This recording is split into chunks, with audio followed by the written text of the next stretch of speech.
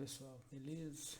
Vamos dar continuidade ao que nós estávamos falando no nosso último vídeo, né, que era sobre quesitos. Vamos fazer uma rápida recontextualização do que nós já falamos a respeito de quesitos.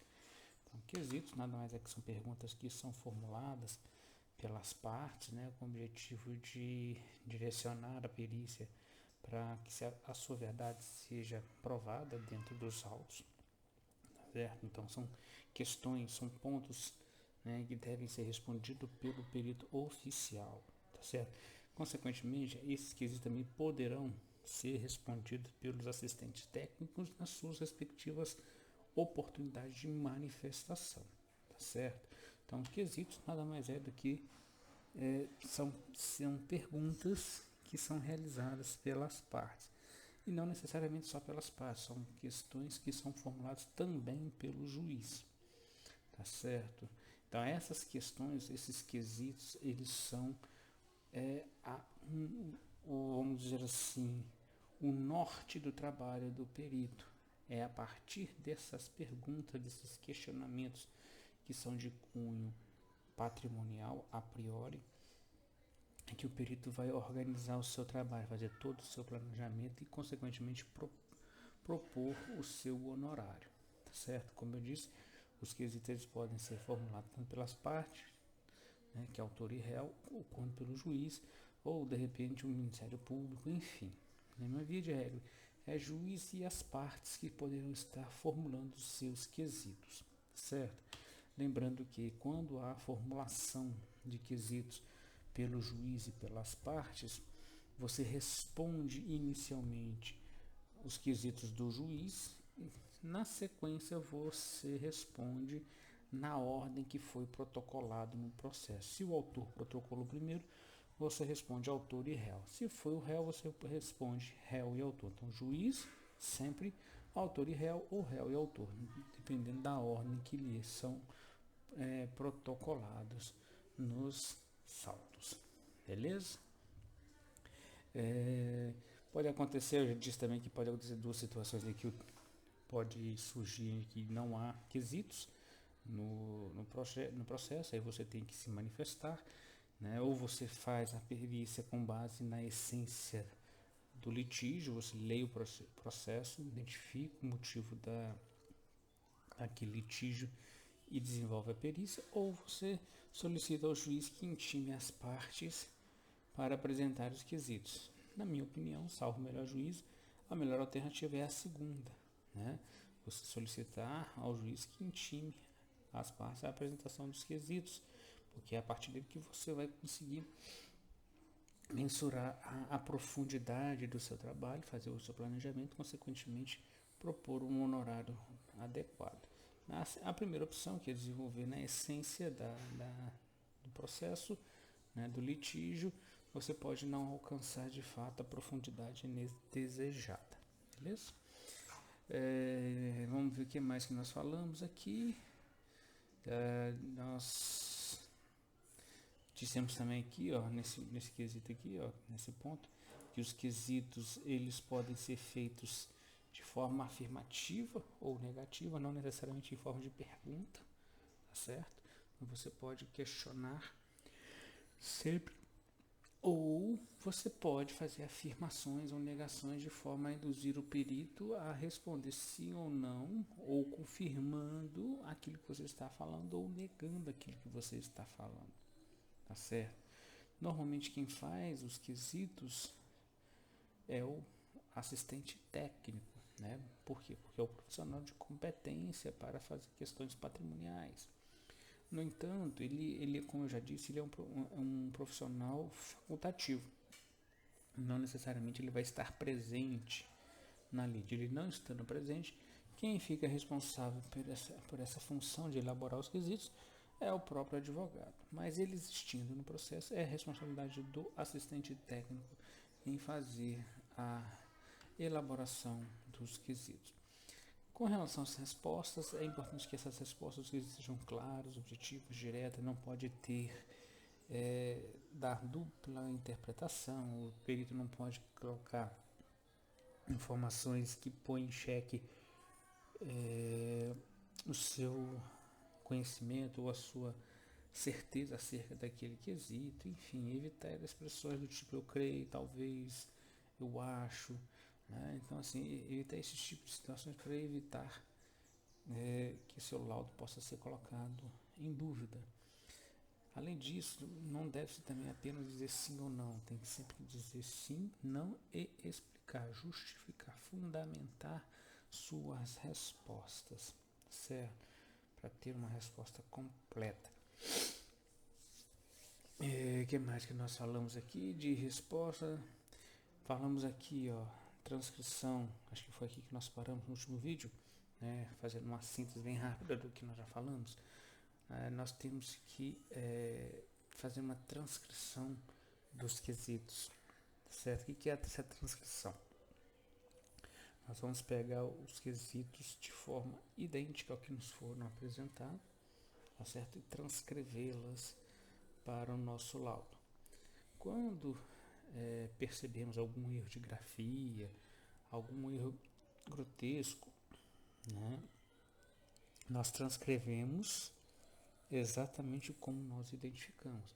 Em nossas respostas, nós fazemos, né, todas as correções necessárias na nossa resposta. Usamos a linguagem culta na nossa resposta.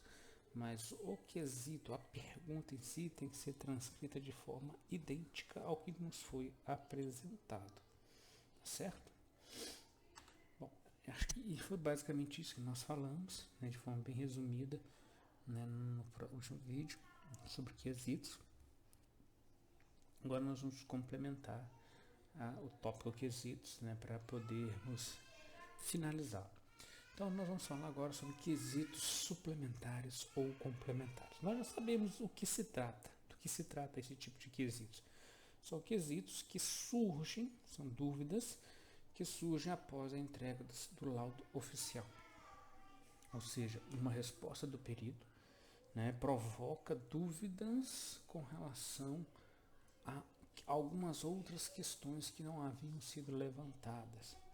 E a partir daí, a parte, tanto autor ou quanto a ré, podem solicitar ao perito que esclareça mais determinado ponto que, em função da sua resposta, levantou-se um novo questionamento, certo?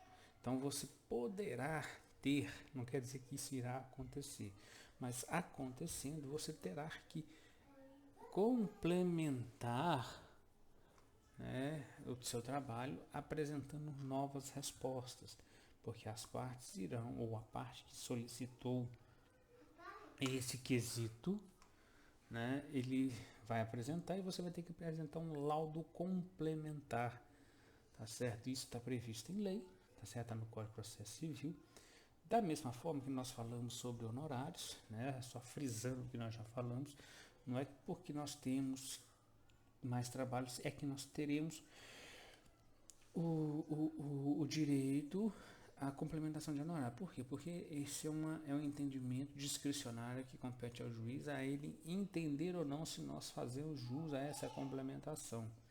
Então, alguns, como eu já disse, alguns podem entender que nós fazemos jus a essa complementação e outros podem entender que o honorário que nós já recebemos, né, lá no início, nós negociamos, ele já contempla os quesitos complementares. Então é uma situação que é de entendimento dessa discricionariedade do juiz. Ele entendendo, nós apresentamos nossa nova proposta ou novo arbitramento. Se não, vamos trabalhar sem o acréscimo de honorários. Ok? Mas havendo os quesitos que seguem as mesmas lógicas dos quesitos originais, iniciais, vamos chamar assim, né? Você recebe os quesitos, você vai buscar a documentação necessária para poder responder aquelas dúvidas pontuais, tá certo? E vai escrever um novo laudo, chamado um laudo pericial complementar ou suplementar, ok? Para esclarecer pontos específicos, certo? É muito específico. Por exemplo, você fala o patrimônio, o passivo de uma empresa é X. Aí um autor fala assim, tá, mas o que está dentro desse patrimônio, né? Patrimônio líquido, desse passivo, melhor dizendo, né? Aliás, vamos voltar, esquece um pouco, vamos reformular isso. Você diz que o passivo da empresa é X e ele discriminado é dessa forma. Aí o autor ele vira e fala assim, mas eu não reconheço alguns passivos aí, né? Alguns credores da firma, não reconheço. Aí ele vira e fala, queira o perito, né, apresentar documentos que lastreiem, né, esses passivos. Então a sua resposta gerou uma dúvida, né, pertinente, já que tecnicamente ele não reconhece aqueles credores, ele quer saber quais são os documentos que lastreiam. Aí você tem que buscar documentos que façam provas de que a empresa deve, é credora aqueles credores estão legalmente habilitados a fazerem parte do hall de credores da firma. Se você achar, não está aqui os documentos. Se você não achar, aí você tem que sugerir, né, nesse caso, explicar que não há documentação legal que dê lastro àquela conta lançada no passivo da empresa e que a contabilidade deva fazer o ajuste necessário para excluir aquela conta, né, do passivos, de forma, já que ela não existe lastro, ela não pode figurar ali dentro, né? Enfim, aí é a parte operacional da contabilidade. Mas a essência aqui é mostrar que você deu uma resposta e de sua resposta surgiram novas dúvidas, né? E você vai ter, né, caso seja necessário, apresentar respostas complementares, suplementares, tá certo? Para tentar explicar aquilo que você já disse de forma mais pormenorizada. Então, Hug 2007, página 140, fala que os quesitos suplementares são permitidos durante as diligências e antes da conclusão do laudo pericial. Portanto, é importante que no momento do aceite do encargo de perito e na fase de negociação do honorário, o perito deixe claro em sua petição que se trata de uma estimativa com base nos quesitos apresentados e que, se houver acréscimo de quesitos, artigo 469, será apresentada nova proposta. O Código Civil garante ao perito a complementação dos honorários por meio de nova proposta de honorários, ou dependendo da situação, o próprio juiz arbitra. É como eu já disse para vocês, não é porque nós iremos deixar claro isso. É importante deixar isso muito claro. Não é porque você está dizendo que você vai solicitar, você vai necessitar de complementação ou que o seu honorário inicial ele é uma estimativa com base no que está sendo apresentado. Como eu disse, isso é do entendimento do juiz. Vão haver juízes que entendem, infelizmente é assim que funciona, dentro do poder dentro da justiça de uma forma geral, existe muito essa questão da interpretação, do entendimento. Uma pessoa ou várias pessoas podem ter entendimentos diferenciados acerca do mesmo tema. Então isso é um fator limitador, né, vamos dizer assim, dentro da justiça. Cada um entende os pontos sob óticas distintas. Então, e a questão dos honorários suplementares ou complementares do perito em relação aos quesitos complementares também estão pautados nesse entendimento. Mais uma vez, vocês terão juízes que entenderão que fazem jus a essa complementação e vão haver juízes que entendem que não faziam jus, que já foi contemplado, já estava previsto, etc, etc, etc.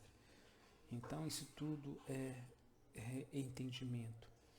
Se tivermos a sorte de trabalharmos num processo em que o juiz entende que nós fazemos jus, ele vai arbitrar ou vai deixar que a gente faça nova proposta. Agora, se o juiz ele entender que não faz jus, ele já vai dizer, olha filho, seguinte, o seu honorário inicial já contempla, esquece esse negócio de complementação e responda os quesitos, simples assim. Então, assim, é questão de entendimento. Infelizmente, por mais que exista amparo legal, tá certo? Tá lá no Código de Processo Civil, toda a doutrina, né, que a gente fala, todos os autores que a gente estuda sobre perícia falem a mesma coisa. Isso tudo, infelizmente, ainda é entendimento de quem julga. É o seu livre-arbítrio em decidir se temos direito ou não. Tá? Mas enfim, isso faz parte do processo. Temos a questão dos quesitos impertinentes. Né? A condução do processo é de responsabilidade exclusiva do magistrado. Já disse isso para vocês. Não, cada um dentro do processo executa aquilo que é de sua competência. O juiz conduz e toma a decisão, julga. O advogado ele trabalha defendendo o seu contratante. O assistente técnico ele é contratado para elaborar quesitos. O perito ele é nomeado para responder quesitos. Certo? É assim que funciona, cada um na sua. Nós sabemos, já dissemos isso em vídeos anteriores, que nós podemos ter profissionais com ambas as formações, jurídica e contábil, perfeitamente normal nos dias de hoje. Então você vai ter aí peritos com formação jurídica e vice-versa. Então nós temos que saber que a função para dizer se um quesito é pertinente ou não é do juiz, é do condutor do processo. Ponto. Acabou a discussão aí.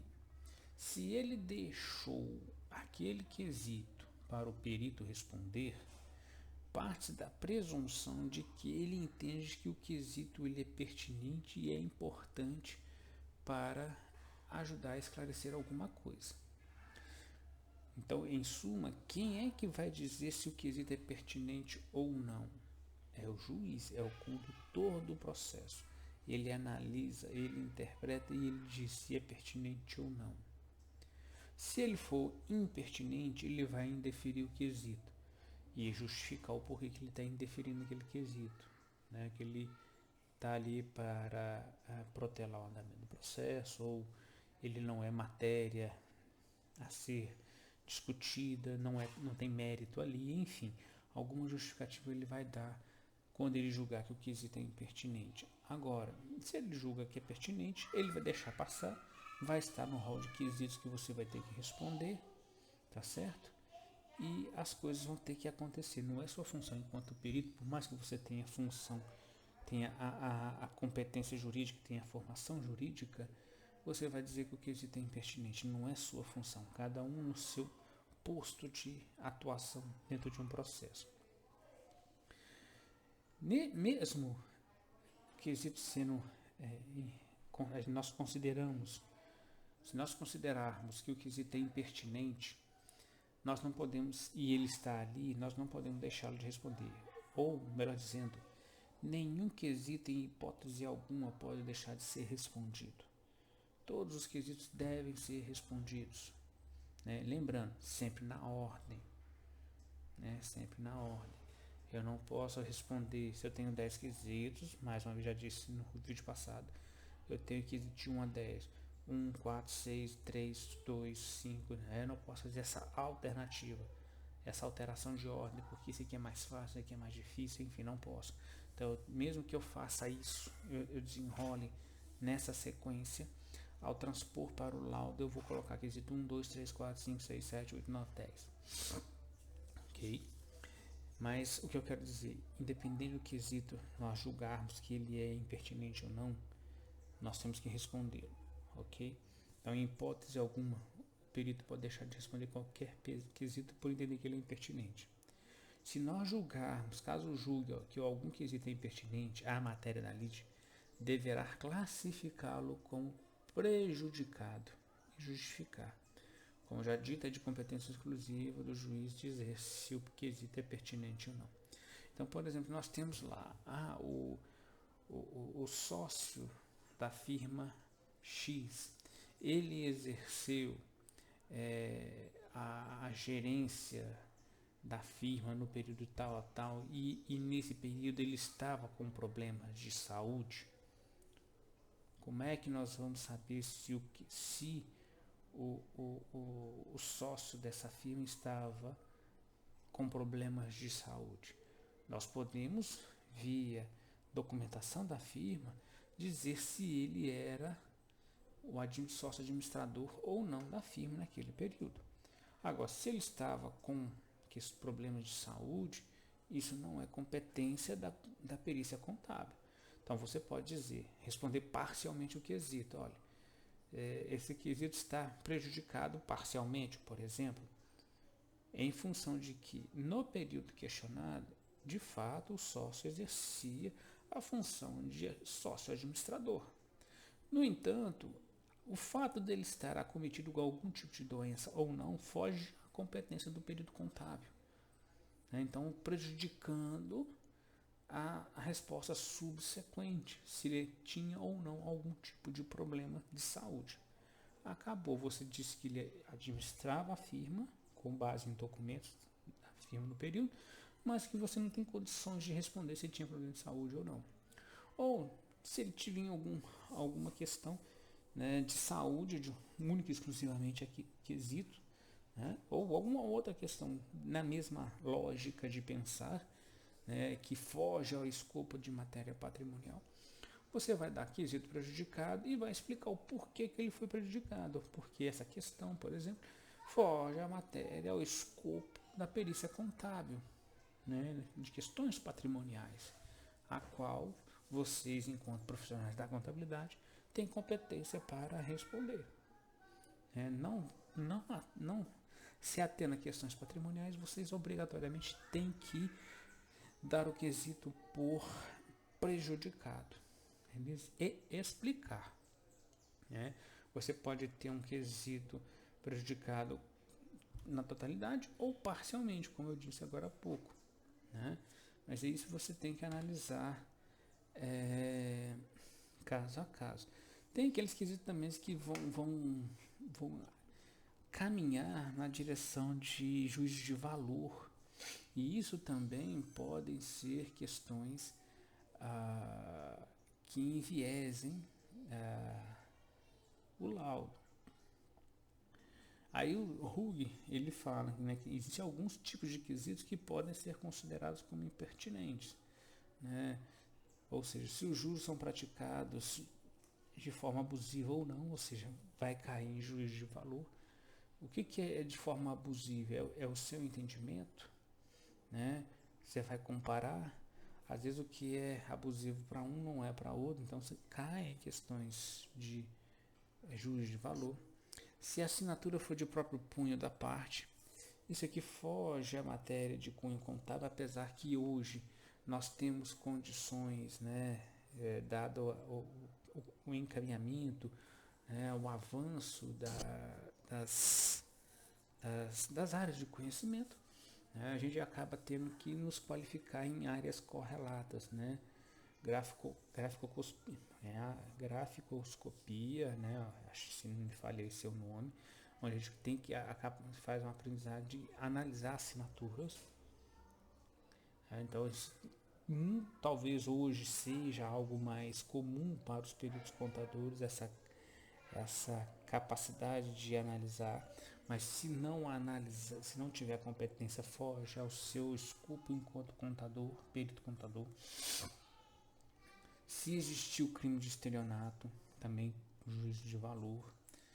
Se existiu intenção de fraudar o risco, a palavra intenção, ela também coloca em xeque, né? Então isso dá juízo de valor, isso também deixa o quesito como impertinente, ou no nosso caso o juiz insiste em mantê-lo como prejudicado. Se o contrato está de acordo com o Código de Defesa do Consumidor, mais uma vez, nós estamos falando de entendimento, ou seja, a interpretação de uma pessoa acerca do Código de Defesa do Consumidor, se o saúde da justiça da época estava boa, enfim, diversas outras, né, quesitos que possam levar a interpretações de juízo de valor. Então, nós temos que ater a esses detalhes, havendo a necessidade de interpretação, aplicar juízo de valor, nós damos os quesitos como prejudicados e explicamos o porquê do quesito nós temos o classificado como prejudicado. Havendo algum tipo de questionamento que possa ser considerado impertinente, o perito não deve deixar de respondê-lo, mas sim considerar como prejudicado e explicar qual o motivo que levou o perito a não responder o quesito. Lopes de Sá explica que o assunto extrapola o campo contábil, não é responsabilidade do perito contador. Então, se você, mais uma vez, recebeu, está ali, você tem que responder. Ele não é de competência contábil, você dá ele como prejudicado e explica o porquê. Ok? Então, um exemplo de quesito prejudicado.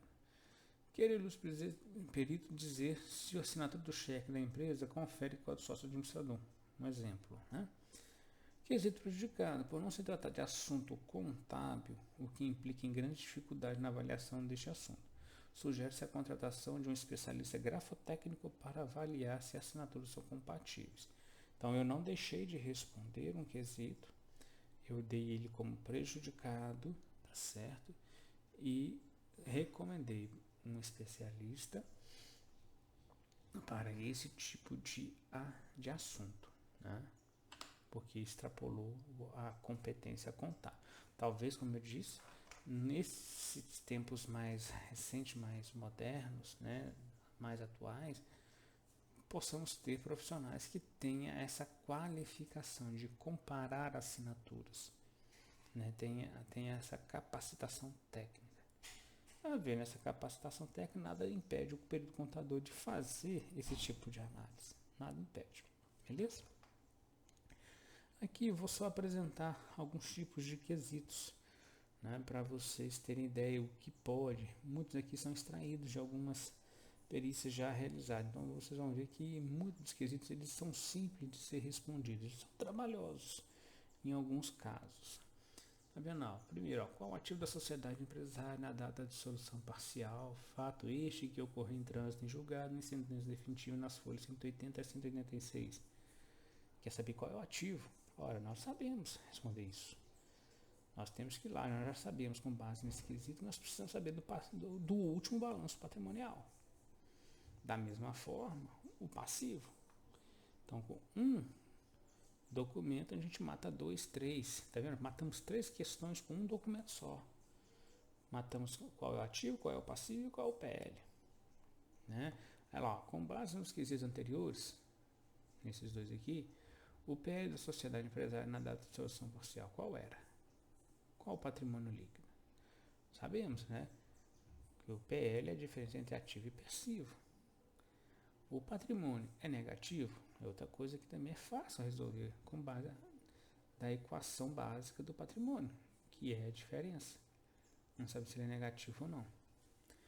No período compreendido entre a constituição e dissolução parcial da sociedade empresária, quais foram os sócios que exerceram atividade de administração? Nesse caso aqui, quero saber quem é que administrou a firma. Então, você tem ali, buscar ali em documentos de INSS, GFIP e outras mais pertinentes, para você saber quem que estava à frente da empresa na época, nas respectivas épocas. Porque você pode ter vamos dizer assim, um ciclo de gestão da empresa, que pode ser alguma coisa acordada entre eles. Em determinado período vai ser fulano, beltrano, ciclano. Né? Então isso talvez seja um acordo, enfim. Mas isso aqui é possível, muito fácil responder. Todos os sócios promoveram a integralização da respectiva cota de capital social. Em caso negativo, especificam isso. Ora, isso aqui também é muito fácil. Primeiro, você tem que saber qual que era a cota de capital. Então, você pega o contrato social. Lá vai dizer quem é cada sócio, quanto cada sócio se comprometeu a integralizar. Se é 30, 33, 33, 33, se é 20, 20, 60, enfim. E dentro do próprio contrato poderá já vir escrito, fulano e beltrano já integralizaram, né, ciclano ainda não, ou vão haver documentos dentro da empresa de integralização que mostrem quem é que foi integralizou, quem não integralizou, enfim, tudo dentro da contabilidade da firma é muito possível. É viável a continuidade da sociedade empresária? Isso aqui é muito importante. Isso aqui mostra Se você vai dizer, né, você tem que ter em mente aqui, um quesito como esse aqui, você tem uma responsabilidade muito grande enquanto perito contador. E quando você pega, né, você compara aqui, ó, o PL já vai dizer que o PL é negativo, por exemplo. Se o PL é negativo, não está fazendo sentido na empresa. Aí quando você calcula os índices, você vai ver que o endividamento dela é muito grande, ela não consegue arcar nem com os custos de curto prazo, que são os de longo prazo. Então você, tecnicamente, você pode dizer, olha, essa sociedade empresarial ela não é viável. Bom, acabou por causa do índice, enfim. Mas aí você tem que ter aquela visão holística do macro, do objetivo de qualquer empresa que é perdurar no tempo. Né? Existem pessoas que dependem daquela empresa para o sustento das suas famílias, enfim. Você abre um pouco essa questão mais macro, mas sem deixar de lado a parte técnica, a parte contábil, tá certo? Havia retirada de prolabore pelo sócio, em caso afirmativo, em qual período e quais sócios efetuará a retirada? Em seguida, você vai procurar os prolabores, né, os recibos de prolabore, né, onde cada sócio vai estar ali registrando suas retiradas, tá certo?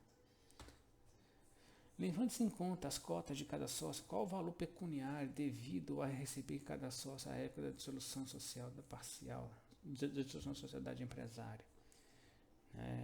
Então você vai dizer assim, ó, estou dissolvendo hoje. Quem é que tem que ainda integralizar capital? Ó, tem fulano que tem que integralizar. Quanto que ele tem que integralizar? Ele tem que integralizar 5.000. Tá. Agora, integralizado, quanto cada um vai receber? Né? Quanto cada um vai receber da firma, caso ela seja dissolvida? Ah, não.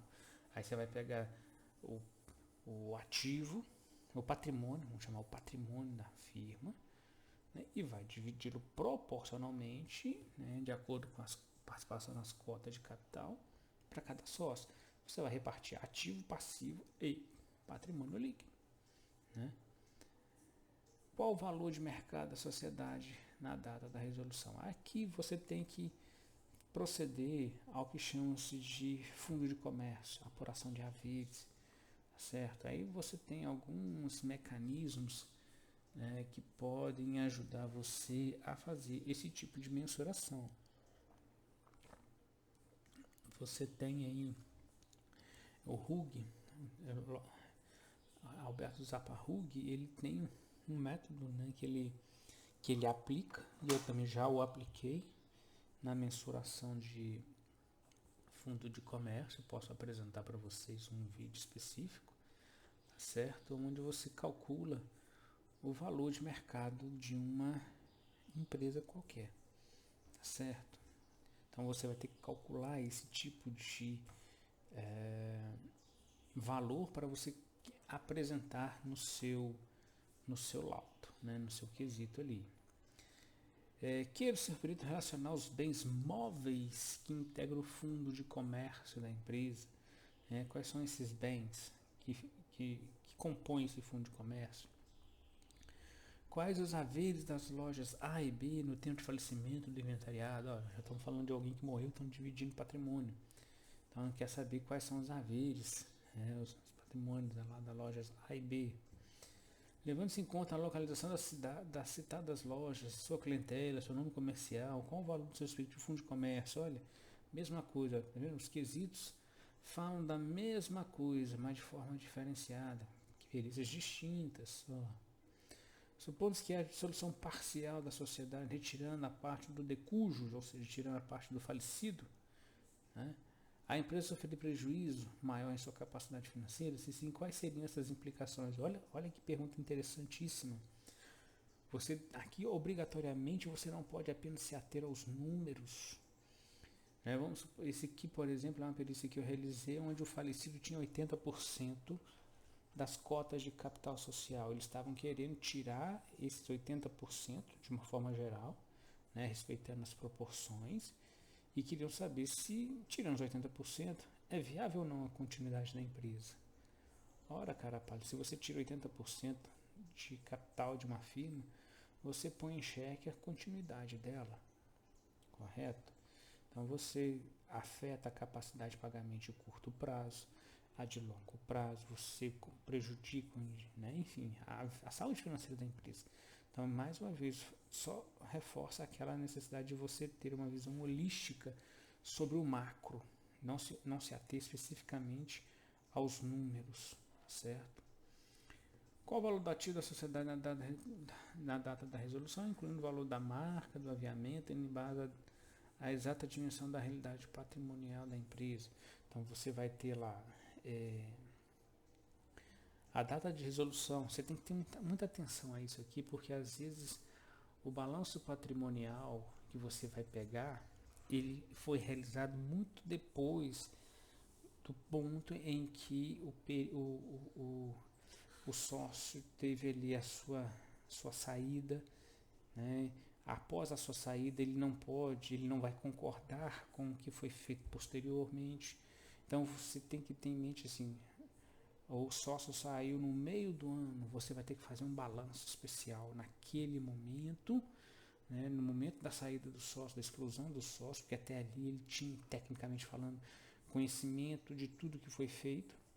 Então você encerra o balanço ali, né, para poder fazer a divisão, né, a dissolução parcial, no caso da empresa.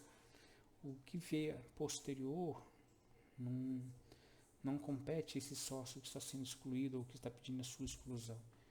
Ele tem que ser feito ali, naquele momento. Então você encerra o balanço naquele dia, certo?